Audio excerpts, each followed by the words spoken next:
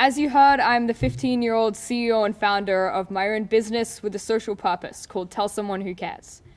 I'm a passionate businesswoman who wants to smash stereotypes, change the world, and inspire other girls and women to become leaders, entrepreneurs, and kick-ass businesswomen. Because I believe it can never be too early to learn the powers of networking, collaboration, and confidence. I'm also a singer, slam poet, social justice, and environmental advocate, and I've always wanted to make a difference.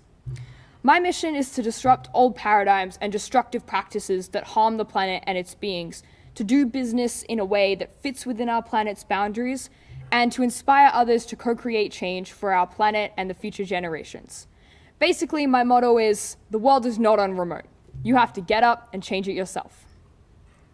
My business journey started at age 8 when I started a charity foundation dedicated to helping the planet, the people, and animals in need. Later, at age 12, I created my current business called Tell Someone Who Cares. It's a social enterprise that saves rainforests. I was motivated to create it after I watched the movie documentary Rise of the Eco-Warriors, which explains all about the horrible palm oil destruction going on in the Borneo rainforests.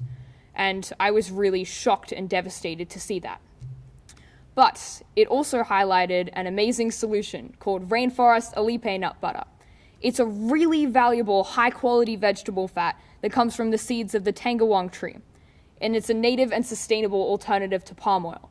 So instead of chopping the rainforest down to produce it, my sustainable social enterprise actually plants more. I like to focus on the positives, and instead of complaining about something, I like to find a way to fix it and smash it out of the park.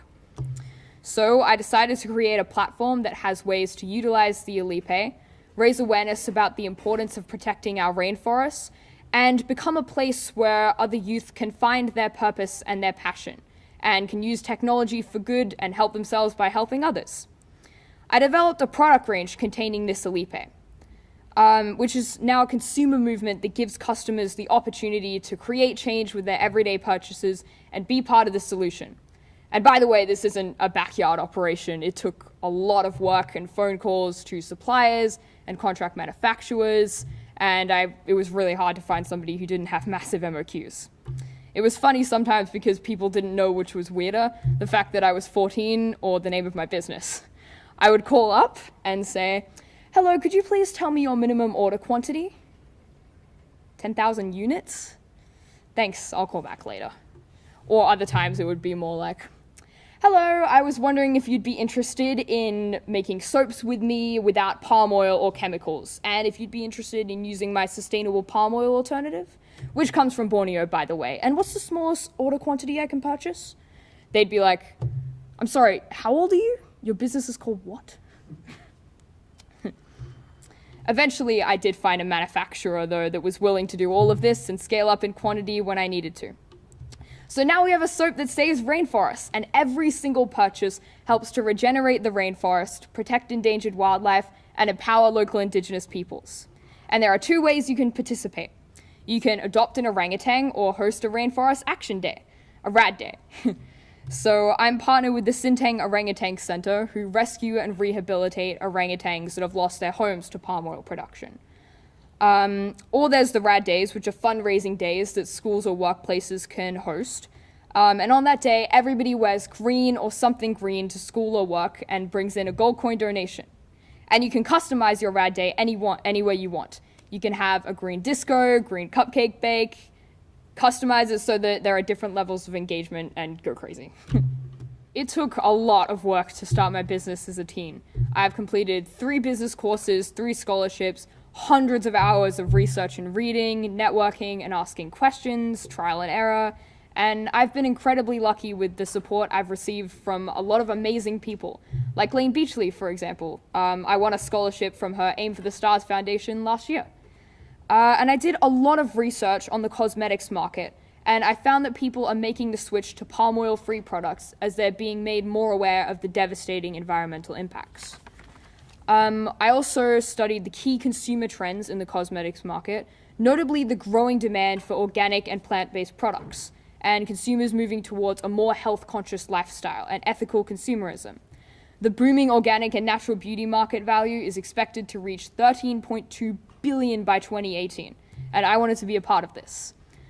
But some of the challenges I've faced have been to live up to the CEO title as a 15-year-old, because I don't want that to be a novelty. I really want to live up to the hype.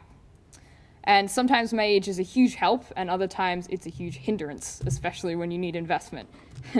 Also, I have to fit in school, and I'm pretty sure that's not something a lot of other CEOs have to do.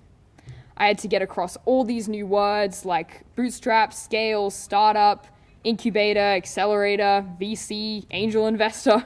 And as a teen entrepreneur, you're obviously a lot younger and less experienced than your competition. So you have to be enthusiastic about learning. Competitive, dedicated, resourceful, and passionate. And a lesson that was pretty hard for me to learn, and I'm kind of still learning it, is that there are simply some things you can't do unless you're an adult when you're starting out. But the most important part of starting a business is your why, your cause. The thing that you care about so much and you're so passionate about that you build an entire business around it and inspire your customers to care about it too. Looking at the world from a customer's point of view is critical to building a successful business. Luckily, some amazing things have happened for my business so far, and here's just a few.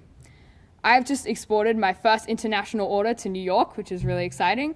My products are possibly being stocked in Ozpost shops around Australia. Rad Days have already been held around the world.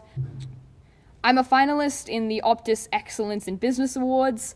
Tell Someone Who Cares got to the top 3 finalists for the New South Wales ACT Young Achievers Awards.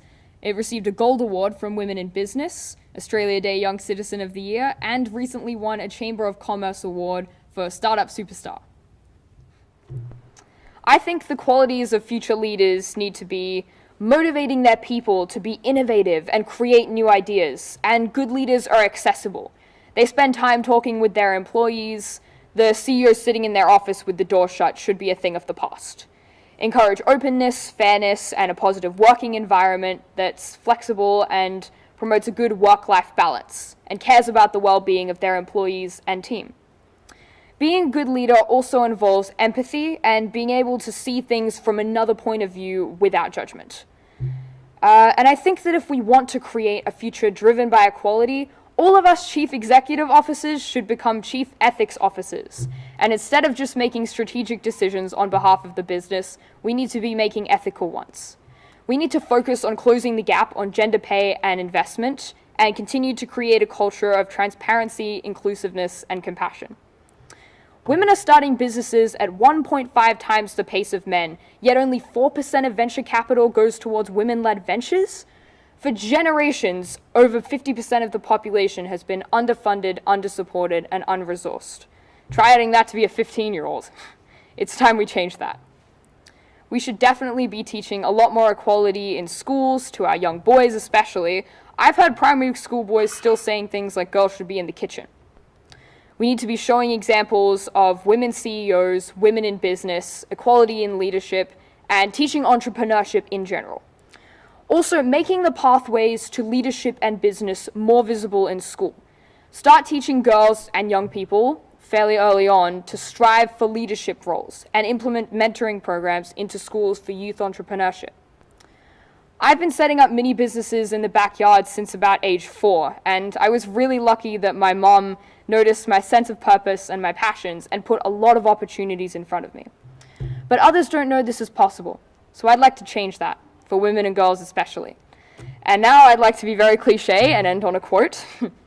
Our voices are one of the most powerful weapons we can use to change the world, without discrimination, without inequality, and with great human values. A place where the rights of each person are upheld.